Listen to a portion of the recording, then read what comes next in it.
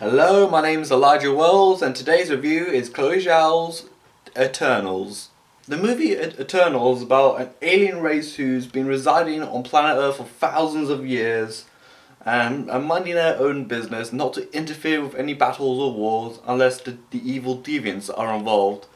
However, when the deviants come back out of hiding after 5,000 years, and they got warning that the world will end and there's nothing you can do about it, the Eternals will have to do something they haven't done for thousands and thousands of years: interfere in a battle, this time their own battle.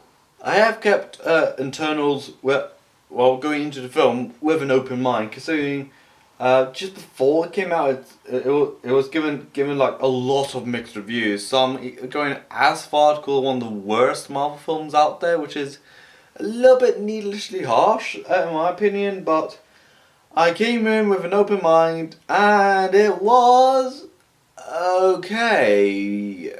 Yeah, it was just okay, to be honest. Nothing I'm too crazy about the movie, but here's a rundown of what I liked about the movie and what I disliked about the movie. The movie itself admittedly had some interesting themes and going on, and particularly what's ethical to interfere in, particularly as they witness a genocide being pulled off right in front of their faces, as well as one of them going into the Amazon rainforest to basically almost raise a village somehow, and pretty much almost brainwash them into acting like his minions as well. Yeah. And also the visual effects and the cinematography are gorgeous as well, and also like the influences that Chloe Zhao did state throughout the press tour, like being influenced by Terrence Malick, Denis Villeneuve, Zhang Yimou, and I think I saw, particularly out of the battle scene, a visual reference to End of Evangelion by Hakano Eino, which I thought was a pretty cool not visual nod to, but yeah. And of course, I'm about to address the one massive problem I had with the Eternals. It's not the pacing, which I honestly have no problem with. It's definitely not the runtime, because Marvel films have made a lot longer films than this, being, I don't know, Avengers Endgame, which ran on for 3 hours.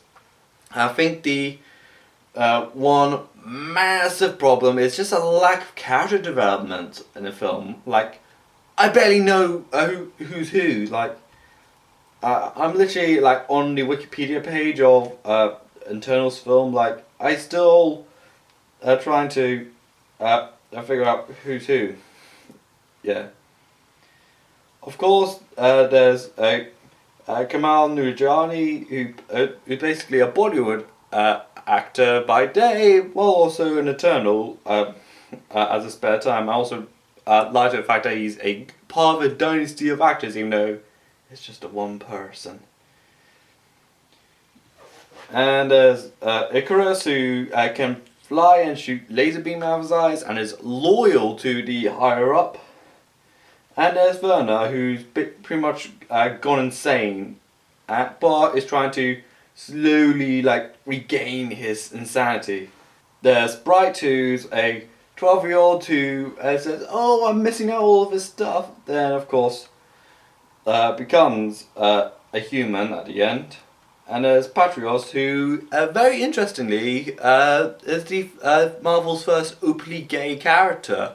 Yeah, I was a little bit skeptical because Marvel Studios being owned by Disney, and Disney doing a notoriously poor habit of really oversell the gay characters to the point where it's like, "Oh, we have a new gay character, it's going to be the gay character to end all gay characters," but all it is at the end of the day is just a glorified cameo, but not even that, an extra. For Eternals, they gave 5 or 10 minutes of full-on backstory. We get to see his husband, we get to see his kid, they kiss, and his husband, "If you go and save the world, please think about me, think about your son. I want him to see my son grow up and all this. I want my son to look at you like a superhero." I thought that was actually really, really sweet as well. Yeah, they actually went out their own way to depict a gay character. Either that Marvel doesn't have like Disney like looking over him like a vulture, or Disney somewhat learned the lessons already. Like you can't make an LGBT movie and just like feels like it's just been written at the very last minute. And finally, another pretty big deal is Makara, which is a character I really like.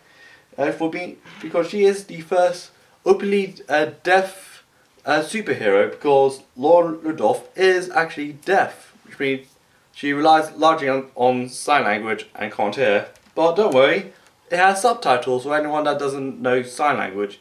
Even though I kind of know some sign language, but at least it's good to learn, I guess.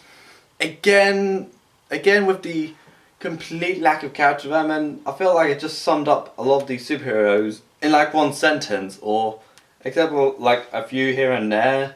I feel like it's a movie spends a lot too much time like setting up the action and setting up the big implications and how important it is for the third act and all the character conflicts, even though we don't know much about the characters. Like, which side should I be on when the conflict kicks off? Like, even when a character dies, literally in the middle of a film, and we get flashbacks to it, I was like, oh, am I meant to learn something from the character? Like, why has that no impact on me yet? Like,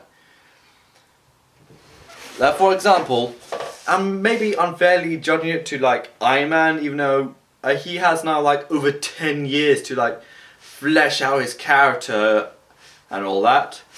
Even though when he died in Endgame, I was like bawling my eyes out. I was like legit crying when it came out. Or something more recently, like Shang-Chi, he was brought up as an assassin, but tried to escape his own life, but his father has other plans, and of course, he tries to con him by saying, "Ooh, your mum's alive." I feel like that's really great character development and character motivation. Like, I don't know what exact, even though the motives are somewhat clear, like, oh, we like the human race, like, I feel like, what are we meant to learn about you? I am in no stretch of the imagination saying this is an awful movie or one of the worst Marvel movies ever made. But I feel like if they like massively improved the script, gave characters a lot more time to for the audience to learn who they are, rather than like sum them up in like a very rushed out sentence. Except I wish they had like more development, like the openly gay one, of course. But again, I feel like it's just a complete lack of character development and somewhat of a fairly unfocused plot, I would say. Like, I think most of the movies mostly focus on like, we must prevent the end of the world, and we learn nothing about the characters. Yeah, I feel like this is a movie that tried a little too hard to like please like art house films and Marvel fans alike, and it didn't exactly like satisfy like both of them as well. I am feeling a 5 out of 10 or 6 out of 10. Again, the movie could be a lot better if there was like a rewrite. But anyways, this is Elijah Wells. Comment below what you think. Like this video, follow me on Twitter and Instagram, subscribe, and this is Elijah Wells, and bye.